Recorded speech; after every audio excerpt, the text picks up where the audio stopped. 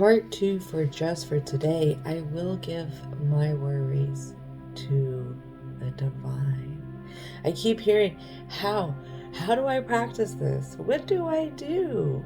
Well, just like in part 1, you do the breathing exercises. Take time with the exhale.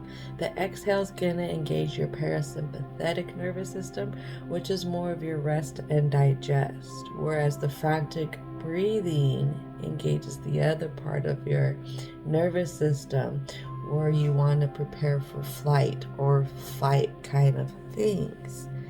So with this being said, it's a practice that you have to start doing, but it's also a practice that helps you become mindful of your thoughts, mindful of where your mind is going. And when you can become mindful of things, then you start to step out of the worries that you're worrying about for the future, or the worries that you still have about the past, and you start to step more into the moment of now. And that is where you start to practice mindfulness, being in the present time. If you think about it, when we worry, we take ourselves out of this present moment.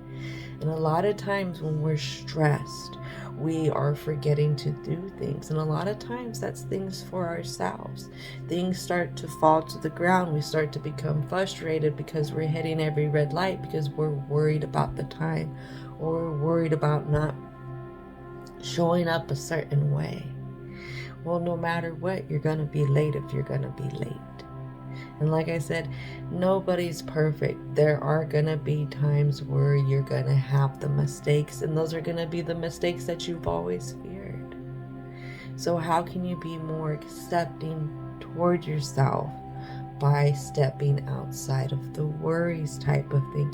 And again, practicing incorporating a higher power. And a lot of times you can incorporate this higher power even through prayer. So let's talk about the solar plexus chakra here. Solar plexus, when it's out of balance, is procrastination, insecurities, lack of control, low self-esteem. Think about all those worries and how all those worries encompass a lot of that energy when it's out of balance.